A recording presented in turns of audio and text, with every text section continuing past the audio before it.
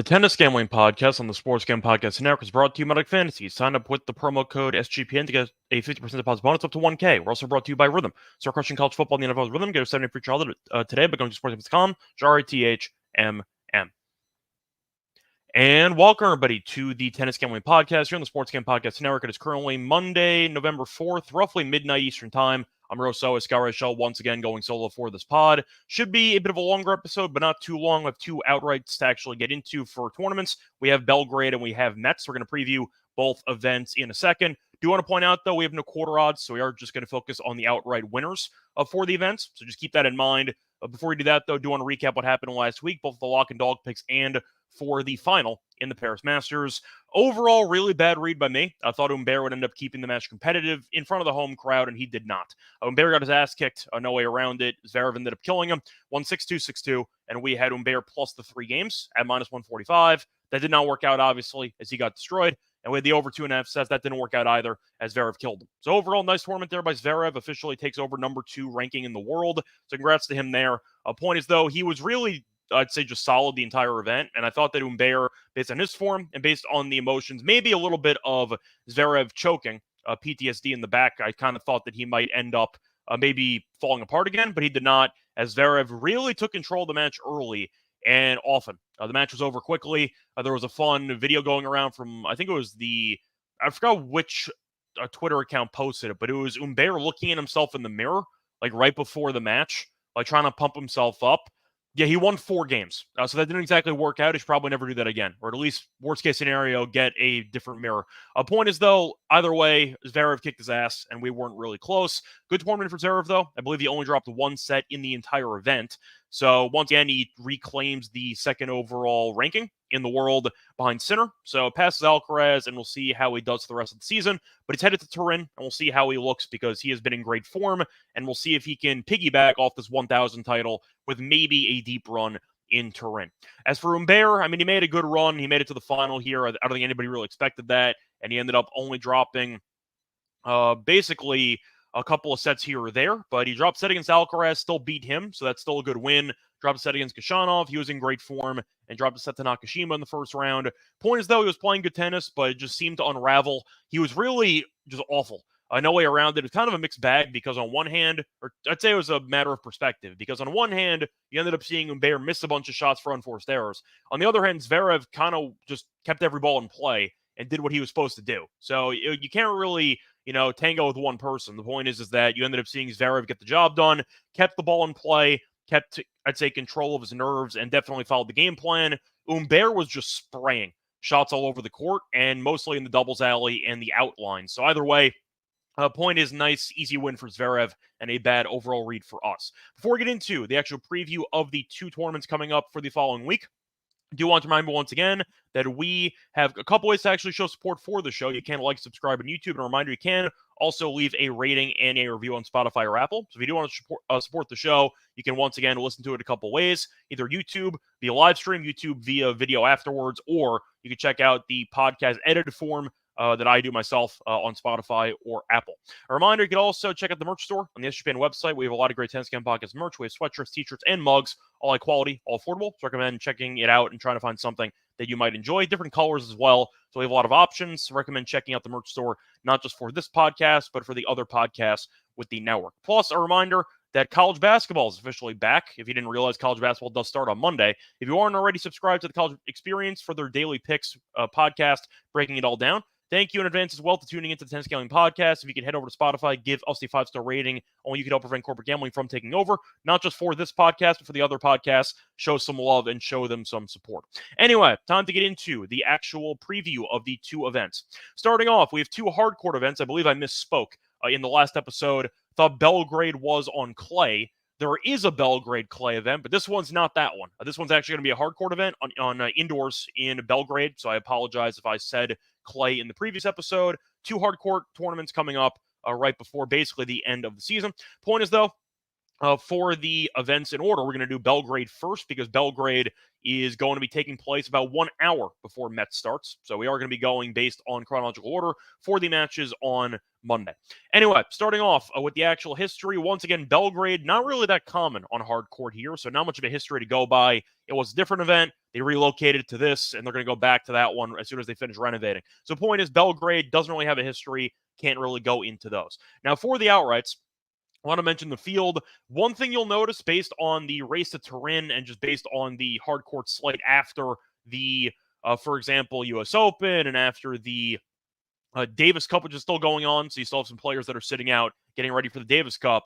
A lot of similar faces. We've seen the same guys basically play every week for the last month. To get into the actual outrights for the odds here, you have de Minaur, once again back at plus 240. You have Leheshka at 4-1, Cerundolo at 10-1. You have Safon at 12-1. You have Etcheverry at 14-1, Cilic at 16-1, Kekmanovic at 18-1. You have Morozin at 20-1. You have Medjedovic at 22-1. With a nice win against Nakashima on Sunday. Wawrinka at 28-1. And then you have a couple long shots who I think really don't have a chance. So looking at the actual outrights, first things first, am I going to take de Minaur? No. I know de Minaur played well in the last event, and unfortunately he did run into Rune. He lost in 3 sets in a pretty respectable run in Paris. He's played so much tennis for a guy that came off injury. I can't back him. I understand the path is actually pretty favorable for him. De Minaur has a bye, then either De Gier or Wawrinka, and then probably Morozin, if I had to guess. So he basically has a bye into the, once again, potentially the semis, but I just can't take him. I just feel like when you're looking at the odds, plus 240 for a guy who's been off injury playing every week for the last month, I'm not interested. I feel like there should be better prices out there. If de Minaur wins the event, would I be shocked? No, because he's a great player. But I think that the odds are too low based on his lack of rest and potential exhaustion. So I am going to go with somebody else in this overall tournament instead of de Minaur. If he wins, tip of the cap, but I can't do it just based on the overall schedule that he has given himself. Not exactly the, let's just say, most forgiving schedule that de Minaur scheduled for the last month or so before Turin. Besides that, though, I am going to go with Leheshka as my first choice at plus 450. Good hardcourt player. I think his path is pretty manageable. Not the easiest, I'll admit it. I think it is harder than I think it's harder than de Minaur's, but it's still not that bad. Buy in the first round than Cilic or Mueller. I think that Leheshka is better than both guys. Yes, Cilic won the title. He's been terrible ever since, and you ended up seeing Leheshka look pretty respectable over the last couple of events. Besides that, though, you are looking at his path. He potentially has Etcheverry in the quarters. Doesn't scare me at all, so I think that's a pretty decent draw as well. And I think when you're looking at it, or I should say that would be in the, I believe that's the round of 16 actually, and he'd have to match up against either Darderi, Altmaier, Borges, Shapo. Once again, a pretty favorable half for Leheshka, so I think it's a pretty decent, I'd say, way for him to get there. That was actually going to be the quarter. So just to recap there, Leheshka is going to potentially face off against Etcheverry in the quarters, then maybe Borges in the semis. It could be Shapo, but you get my point. Not much competition in the bottom half of the bracket compared to the top half. I mean, the top half has de Minaur, it has Cerundolo, it has even Medjedovic if you think that he's got some overall potential game here. There's some talent at the top, at the bottom, not so much. So I am I'm going to gravitate more towards the bottom of the actual bracket. So Leheshka, I am going to go with at plus 450. Now, looking at the other options for the event here in Belgrade, looking at who else I'm tempted by, Cerundolo's a 10-1. He's not the best hardcourt player, but I do think that his skill set translates well to the courts here. And I do think that he's been playing pretty good tennis on hardcourt recently. We saw him lose 2 straight 3-set marathons to Tsitsipas, who was in good form, actually, in Paris. But the point is, Cerundolo has been playing some good tennis, and I do think his draw is manageable. You're looking at Cerundolo's overall draw. It's mostly also not really being scared of the, once again, path that he has in front of him, because we're looking at the overall path. Cerundolo has either Safon or Fognini. Safon's off of a challenger title, so fatigue could be an issue for him, but I think Cerundolo is right now in better form. If I had to compare, Safon, once again, winning a title, but he faced off against challenger players, and Cerundolo had a marathon against Tsitsipas twice in the span of 2 weeks. I think that Medjedovic could be interesting, but he's had a pretty rough year, and he beat Nakashima. We know Nakashima can be a bit up and down at times, so not totally sold on Medjedovic making a deep run, but Cerundolo, I do think he has played some good tennis recently, and I do think he can potentially make a respectable run. It's mostly also wanting to fade de Minaur. I just think 240 is not a great price. If I am picking de Minaur and Cerundolo to be in the semis, I'm going to give Cerundolo a puncher's chance. I think 10-1 is a pretty good price. Moving on, though, to the last option. For this one, think I am actually going to go with a Serbian guy because I do think that getting a home country guy has some value here. I am going to go with a player who's been kind of underwhelming lately, but he is in the bottom half of the draw, which I mentioned before is pretty favorable. I am going to go with Kekmanovic at 18-1, mainly because 18-1 is a pretty crazy price on DraftKings. Most books have around 14-1 or 12-1. So shopping around, I do like the price at 18-1. Has he been great lately? Not really, I'll admit it, but he has a pretty good serve, and I do think that he can, once again, look sharp in front of the home crowd. But 18-1 for his path, I think, is a pretty generous number. You're looking at his overall matchups, potentially. O'Connell in the first round has not been great lately. Then Darderi or Altmaier should be able to get by that one. And then he has Borges or Shapo or Fuchsovics in the bottom. Those guys are going to kill each other. So I think that, once again, Kekmanovic has a decent draw. And then he would face off against probably Leheshka in the semis. He's had injury issues, though, Leheshka, so we'll see if he can stay healthy, and maybe he'll end up getting by. But there is a chance you end up getting a pretty easy path to face off against Leheshka in the semis. And if that's the case, then we might have to potentially automatically get a guy into the final if we get the Leheshka and Kekmanovic matchup in the semis. Overall, though, I think one common theme that I had for Belgrade and for Metz, really did not love many of the outrights for the event. I feel like a lot of people can go chalk here. If you want to go Dimenauer, if you want to go with Rublev in the Metz tournament, I get it. I can't do it. Dimenauer, I understand he's mostly trustworthy, but I do think that based on his lack of rest in between events, he might be running on E, so to speak. And as for the other event I'll get into in a second, not many guys that I actually trust in the field. So I think based on that, I am going to kind of stick with some long shots. Leheshka, I'm going to go with because I do think that his game translates well, and he did make a final a couple weeks ago. Lost to Agut, but the point is he has been playing some good tennis, and at least he's been getting some days off instead of having to play constantly in order to try to make Turin. I think that the push for Turin makes a lot of sense just based on the prize money, but the problem is there are some drawbacks because if you're playing that much tennis and you don't have time to recover, you might be very vulnerable and potentially susceptible to injury if you keep playing. So I am kind of going to stay away from those guys who had to play a lot of tennis over the last couple of weeks. Anyway, before we get into the actual outrights for Metz, want to remind you once again that we are brought to you by Underdog Fantasy because they have a lot of great items on their pick menu. And a reminder, they have college football, they have the NFL, college basketball, MMA, NBA, NASCAR, and more. Boosttober's upon us, getting a bunch of extra spooky amount of profit boosts and much more. And a reminder, you can use specials and boost on reflex entries for the upcoming entry. You know what? I'll stick with what's been pretty common recently. Give me Baker Mayfield higher interception in this one. I'll take the higher half interception. I think the Chiefs will make his life miserable. We know that his receivers are banged up with Godwin and with Evans being out. Chiefs defense, though, really good. I think Mayfield will have at least one throw go poorly. Give me the Mayfield interception in that matchup. A reminder that sign up the promo code SGPN to go special first time deposit offer up to 1K and bonus cash on a fantasy promo code SGPN. Welcome back, everyone, to the Tennis Gambling Podcast. Just finished previewing the outrights there in Belgrade. Time to move on to the outrights here in Metz. So starting off with the actual history of the event in Metz, you have a pretty interesting event in general because there have been some French winners recently. In fact, there's been a lot of them. So to go through the history, Humbert won last year against Shevchenko. Sonego beat Bublik. You saw Hurkacz beat Busta.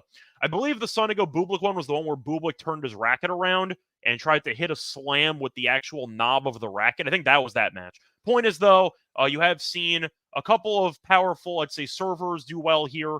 We know Humbert's got an underrated serve. He's got a lot of firepower in general. Bublik, I do think, has a good serve when he actually hits it, but he made a final here, and you saw Hurkacz win a title. So you have seen some firepower do well, but they always stack the overall draw with French players, which is a pretty common practice when you are in Europe trying to actually host an event, or even in South America. A lot of local talent on the actual draw, and a French player has won this event in 10 of the last 14 iterations of the event. There was a COVID year in there, which they skipped, but the point is a French player has done very, very well winning the event in 10 of the last 14 years. So look at the actual outrights for the event. Once again, you have a couple options, but Rublev is the favorite at around plus 330. Humbert's back after losing the final on Sunday to Zverev at plus 500, trying to defend the title. You have Dimitrov at 6-1. You have Ruud at 8-1. Struff at 12-1. Mickelson at 14-1. Manarino at 16-1. Agut at 16-1. Bu at 20-1. You have Sonego at 20-1. Mutet at 28-1. You have Norrie at 28-1. Rinderknecht at 35-1. Who had a pretty good run there in the last event before losing to Dimitrov in the final set breaker. Berg's at 35-1. Shevchenko who ended up making a respectable run last year, making the final. He's back at 40-1, and you kind of get the point. Gasquet's here as well, 40-1 if you want to go for the, I'd say, sentimental pick there in France. Point is, though, for the actual event, Rublev is the favorite. Is he worthy? I understand it. Am I going to take him? No, I can't do it. I think he's absolutely a head case, and I feel like his tantrums have gotten worse over the year. So I can't really bother, but I think based on his overall path, not the easiest. He has a matchup against Sonego in the second round, which he should be able to handle, but Sonego is a former champion. So it's not exactly the easiest matchup there in the second round than either Mutet or Struff or Shevchenko. So he might have to face off against a former champion or maybe even Struff later on or even a runner-up last year in his overall quarter. I'm going to pass on Rublev. 330 I can't do. If you want to take it, I'm rooting for you, but I think that price is just not worth it for me to deal with the constant headache that is Rublev, and I'm not going to bother. I get that the overall, I'd say, field isn't that strong per se, but I can do it at 330. Have to pass based on that price. Humbert's at 5-1. If he was not off of a final run in Paris, I would take him in 2 seconds. But he looked exhausted in the overall match against Zverev. We know that he played a lot of tennis. And with a couple three-setters in there, I can't back him here. I just feel like when you're looking at the overall rest versus rust, I can't say rust versus rust. I should say the fatigue element of his overall play recently, a lot of mileage. And I feel like even though he's going to be in front of the home country fans, and even though he did look sharp in Paris, a part of me wonders if he drops out. Like, I am wondering if he's going to just try to push through it or not, but I think Humbert, once again, might be a bit compromised either physically or mentally, just based on overall exhaustion from having played that many matches over the last week. So I'm not going to bother with Humbert. If you want to go with him, I don't mind it, just based on the overall talent, but I can't. Just based on his overall fatigue, I think it's not worth it. So I am going to skip on Humbert. Plus, Humbert and Rublev are in the same half. So why would I want to take them when they have to face off against each other in the top half? In fact, Rublev, Dimitrov, and Humbert are all in the same half. And Dimitrov and Humbert might have a matchup there in the quarters. So not exactly the, I'd say, most favorable draw for these overall players. And I think for that reason, I am going to stay away and I am going to focus on other options. But Humbert having to face off against Dimitrov in the quarters and then Rublev in the semis, I'm good. I think 5-1 is a bad price. Now, same argument we made for Dimitrov, who did lose earlier than Humbert did, but we saw him look extremely exhausted against Khachanov. He completely ran out of gas, and he even struggled against Etcheverry. Did not look great against Rinderknech. Didn't look that great either. So I have issues with the top three guys in this event. In other words, I am going with a bit of a longer shot approach here. Now, I think Dimitrov has the talent, but based on how much tennis he's played and based on, once again, I'm looking exhausted against Khachanov, I can't do it at 6-1. Same issue as Humbert, though. Does have a matchup against Humbert and then potentially a matchup against Rublev before even reaching the overall final, which I think is just not worth the risk for me. So I'm going to go with the bottom half. Now, Rude's at 8-1. I can't take him either because he's been horrible. Now, if Rude ends up turning it around, then good for him, but I can't take him, especially based on his form. I get that he's looked a bit better recently, but he's not really winning many matches in a row, so I can't take him. And he has a matchup against Agut potentially in the second round, which is not the easiest. Agut did win a title a couple weeks ago. I will point out, though, the bottom half is so much easier than the top half. So I am going to take all my outrights from the bottom half, but I can't go with Rude at that price. If you want to make a case for it, as he's a former top 2 guy in the world, sure, but I can't take him based on his overall form lately. Think it's a bit of a waste. If he makes it to the semis, I don't mind it. Maybe if you want to go for Rude to win the quarter, I don't mind that. But for him to win the entire event, that I can't buy. I just don't trust him enough to actually look sharp to, I should say, win the matches he should win. So I'm going to stay away from him. Now it's going to take us to the actual outrights we are going to go with, because we have a couple of guys in the same price range. In the last tournament in Belgrade, yes, we had Leheshka at around 450, but we threw in a couple of guys in the 10-1, 20-1 range, like in that I'd say overall I'd say amount between 10 and 20-1. So we are going to go with that margin, so to speak, and we are going to go back to that same price range. So for this one, I'm going with Mickelson at 14-1. Now, Mickelson has been making some solid strides in his young career. Recently, he has not been that great, but he beat Mayotte in the first round here on, I believe that was Sunday. So he has looked pretty good in the courts here so far, but his path is very, very favorable. Said before, the bottom half's a joke. To get into the third quarter, you have Mickelson, you have Gasquet, you have Montero, you have Manarino, you have Boo, and you have De Jong, who somehow has a bye. So once again, the draw is an absolute joke in the third quarter. Mickelson, I think, is one of the better players in that quarter, and I think that his overall draw, facing off against Gasquet, who is about to retire, or Montero, I think that's pretty manageable for Mickelson. So I like his overall path here, and I do think that he can make a deep run based on how weak the competition actually is. Now, you're looking at Manarino and Boo. That should be a fun match in the first round. I think that you're looking at Manarino, who's played better lately, should have won a set against Thompson. Then he choked it as he was up a break with a couple of set points, and then eventually blew it and lost in a breaker. But I do think that I have to go back to the actual, I'd say, trend that I mentioned before. A French player has won this tournament in 10 of the last 14 years.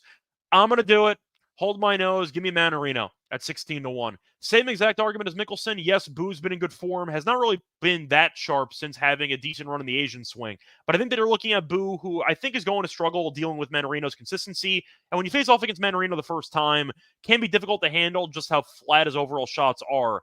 But the draw, once again, is just an absolute joke in this quarter. I think that Manarino can get by Boo. I think he can get by De Jong. De Jong has not been great this year. And you're looking at him against Mickelson potentially for a spot in the semis.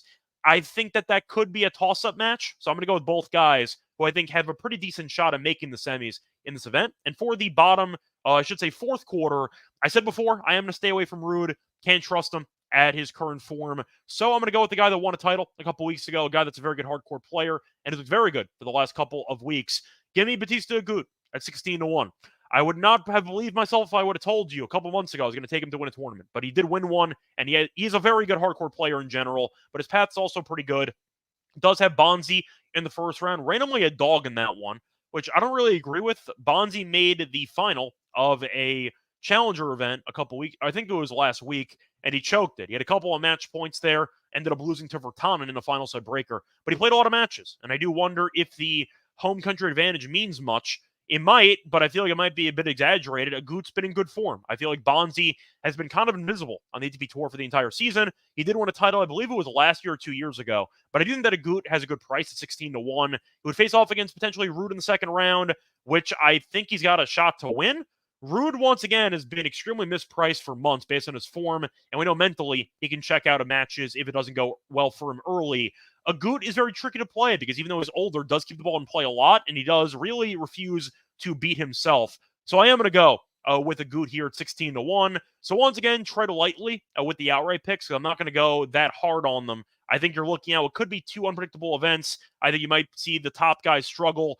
If Rublev and De Minaur, for example, win, congrats to them. But based on current form, based on fatigue, I can't do it. I can't take those two guys. So I am going to go with some longer shots, and hopefully we hit one of them to give us a profitable week. So once again, the outright picks here for Belgrade. The outrights are going to be, once again, I am going to go with Leheshka as the cheapest option in Belgrade at plus 450. Give me Sarundalo at 10-1, and give me Kekmanovic as the home country guy in Serbia at 18-1. For the other tournament in Metz, I am going to go with three relative long shots. I am going to go with Mickelson at 14-1, Agut at 16-1, and I am going to go with Manarino at 16-1 to try to keep the French player streak alive in Metz. Once again, though, that's going to wrap it up for the actual outrights for those two events. Now it's time for the lock and lock picks for the first round. But for that one, remember once again that we are brought to you by Rhythm, because Rhythm is the number one AI-powered sportsman platform that will provide bettors as well as the ability to build custom models in seconds and get predictions on money lines, spreads, totals, and props. A reminder, you can have a couple ways to actually build a model. You can build a model personally. You can copy one of the leaderboard models or press build a model for me. Rhythm will do it for you in seconds. Get predictions on every game and player props. And also a bunch of stats, research, trend analysis to give you even more betting insight. And a reminder that Rhythm also just wants their college basketball models. So if you are clueless with college basketball, you know Cooper Flag is, so at least that's something. But you don't know much about the other teams, then you can definitely use Rhythm to blindly back their angles. If you do want to just get a quick prediction on a game, maybe it's on TV, you want to watch it, and you don't want to actually dive into the team, so don't mind Rhythm giving you some insight for that. And a reminder, you can try it out for free for 7 days, 7 days for trial by going to sports.com Rhythm, sports.com, RETHMM. We're also brought to you by BetUS. A reminder that BetUS has been around for more than 30 years. You can use a deposit using crypto, get lightning fast payouts, and a reminder that you can highlight really any type of angle that you want to on BetUS. They have a lot of options. If you want to even bet on the election coming up, you can do that. BetUS has you covered if you want to bet on the election. That's some extreme degen behavior. which in a way I kind of respect. But the point is, though, if you want to go with anything sports-related, college basketball, tennis, they have a lot of options on tennis, which I do recommend. Or if you want to even go political and you want to bet the election at the last minute, then you can also do that on BetUS. But a reminder, you can try it out with the link, sportsgambling.com/BetUS, sportsgambling.com/BetUS, promo code SGPN, and we send you BetUS, America's favorite sportsbook. Welcome back, everyone, to the Tennis Gambling Podcast. Just finished previewing the outrights here for Belgrade and for Metz. Now it's time for the Lock and Dog picks. For the Lock and Dog, I actually am going to go with the same event for the two picks. Just by pure coincidence, I am going to go to Belgrade. Starting off with the first play, I'm going to go with the matchup between Etcheverry and Kotov. This match is taking place at around, trying to actually find when this match is taking place. I believe it's taking place on Tuesday, I think. Let me actually see when this is taking place. I'm trying to actually find it on the list of matches, and for some reason I can't find it. So let me just see what I can find here. This will be taking place in Belgrade, taking place at 6 a.m. actually. So it's going to be taking place on Monday. For this one, I'm going to go with Etcheverry -2.5 against Kotov at -110. Couple reasons why. First of all, Kotov, I think, is a decent player. Been in really bad form lately. He's lost 5 straight matches. 4 of those were in straight sets. So he's been kind of an auto-fade territory. When he loses, he gets smacked. I can see that happening in this one. Etcheverry, though, did lose relatively early on in Paris. Did take Dimitrov to 3 sets, though. Thought he looked pretty good. I know Dimitrov beat him, but Dimitrov's a top 10, top 15 player in the world. So I thought Etcheverry looked pretty sharp, and I do think that he is in better form than Kotov, which should pay some dividends. Plus, faced off last year on hard court, and Etcheverry buried him. Ended up winning that one in straight sets comfortably. So you're going to give me Etcheverry, who's in good form. We've seen him improve his hard court game quite dramatically over the last year or two. And you're looking at him against Kotov, who's been a mess, losing 5 straight, 4 of them but in straight sets. And we saw Etcheverry give Dimitrov all he could handle in Paris. I think it's a pretty good spot here. I like the -2.5 games, -110 as my lock. For my dog, I am going to go to a relative unknown, a qualifier, but I am going to go with a pretty big dog here, at least based on the overall money line price. We're not going to take the dog. I think he's got a shot to win it, but it's going to be in a matchup between Kovacevic and Djuric. You might be wondering, who the hell is that? Well, I'm going to explain it to you, because he is a pretty young player, and he's currently ranked in the 700s, I believe, but he is projected to get his ass kicked against Kovacevic. Simply put, I don't think Kovacevic is that good, and I think he's too heavily of a favorite. So I'm going to go with Djuric to win a set at +180 in front of the home country fans here in Serbia. He went through qualifying, did win in 3 sets in both rounds. So he's familiar with the overall courts, and Kovacevic has been really underwhelming lately. Kovacevic has lost 8 of his last 9 matches. And we know that Kovacevic is a pretty, I should say, volatile player, where he goes for broke a lot of the time. The unforced errors can be an issue. And I do think that that can be a bit of an issue for the courts here in Belgrade. But you're looking at the home country guy, who I think has been playing some good tennis lately, at least in this event, in qualifying. But once again, Kovacevic, who I think is awful. If you look at his overall results, he's like -220 to win in straight sets. He should never be -220 to win in straight sets. I think that's an insane price. Kovacevic can still win. If you want Djuric to win, you can get him at actually like 6-1. I'm not going to bother, though, but a guy with the home crowd behind him, who I think has some firepower that can translate well to the courts here. But it's most of the fact that he's +180 to just not look horrible against Kovacevic for about 40 minutes. I see a closer match than people think.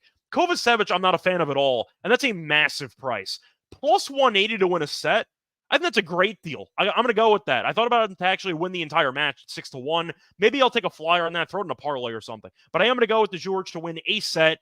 Have you ever heard of him? Probably not, but I think you might be pleasantly surprised by what you might see. If he loses, it is what it is. All I know is, on principle, there is no way Kovacevic should be laying 220, having lost 8 of his last 9 matches. That's an insane pricing. I got to try to capitalize on it. Give me the Serbian wildcard qualifier here to win a set at +180. So once again, my picks for the actual episode: the locks have been Etcheverry, -2.5 games, -110 against Kotov. For the dog, give me Djuric to win a set at +180 against Kovacevic. That's going to wrap it up for this episode. Reminder back once again for the quarterfinals here in Belgrade and in Metz. Till next time, find me on Twitter at Reichel Radio. See Deloading asking about the overall games. I like the games at +4.5 as well for Djuric. I just really like the +180 price. It was kind of staring me in the face. That was almost my lock at +4.5. But for the dog to win a set at +180, I can't really turn that down. If you got the games at 4.5, I don't mind that too. But I do think the +180 is pretty appealing, and I'm going to go with that. So anyway, a reminder, you can find me on Twitter, Reichel Radio. Find me on the NBA show, the WNBA show, which the season's over. MLB show, the season's over as well. So most of the NBA show now. But until next time, good luck to all of you and all of your bets. Bye, everyone.